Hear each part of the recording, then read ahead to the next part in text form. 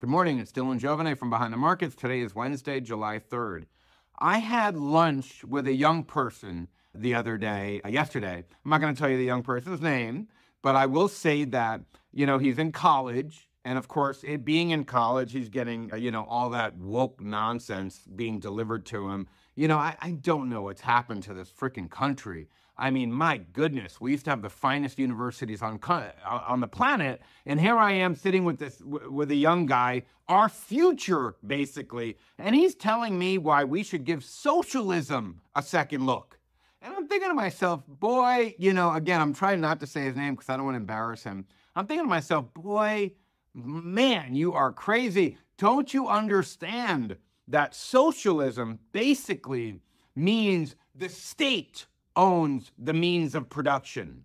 Basically, and if a state owns the means of production, that means the people that run that state own the means of production. Socialism never works because basically when a small group of people own the entire means of production for an entire country, what happens is, bad things happen. Just look at Stalin.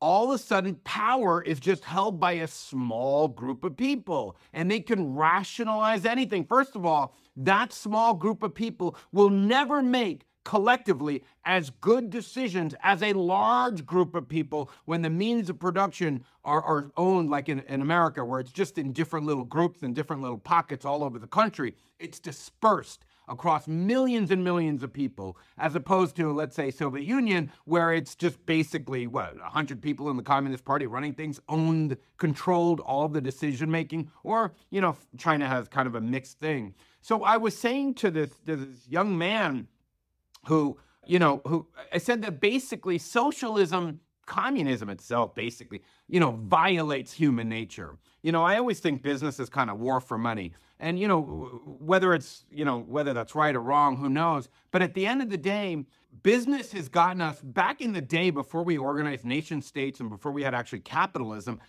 People would go to war. The village next door has better farmland. Let's go take them and sack that village and do what we got to do. That's the way life was.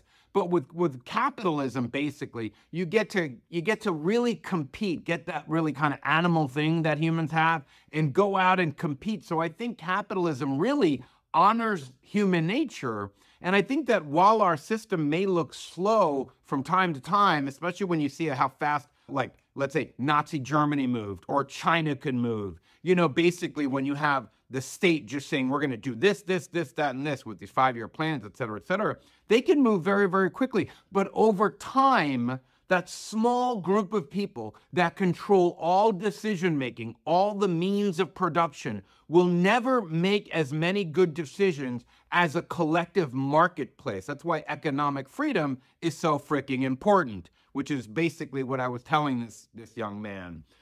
So I'm not sure I changed any minds. College, my goodness. These kids wearing these like Che Guevara t-shirts. Give me a freaking break. I don't know how, we went into this kind of world. Well, I do know how we went.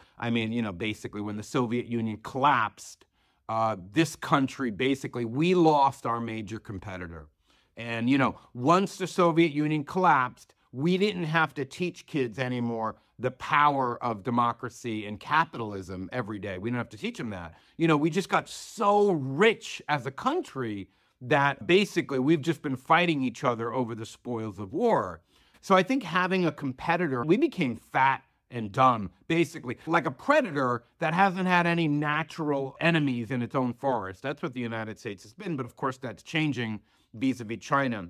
China's been studying all of our moves, and they want to come after us, obviously, and take the #1 spot from us, which is something I talk about quite a bit. But, it's funny how the winning the Cold War could really have created a situation where, we've gotten, lazy, fat, dumb, and happy. And I think to myself, JFK, that speech he gave at Rice University about going to the moon, the line touches me so deeply. And I say to my kids all the time, we want to do these things this decade and the next, not because they are easy, but because they are hard.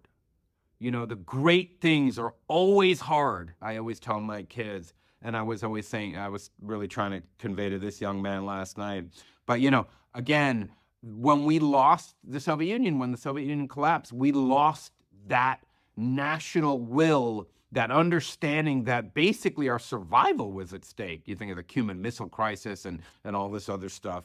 Our survival was at stake. We lost that basic big predator, this competitor, for a long time. And basically what you get now is this cancel culture, woke child mob mentality that doesn't even understand why capitalism is important and democracy and freedom is important. Because without that, you always, no matter how many times you play that video game, you always get to Venezuela, you know, Chavez Maduro, you always get to Stalin, because you have a small group of people that control everything, all the means of production.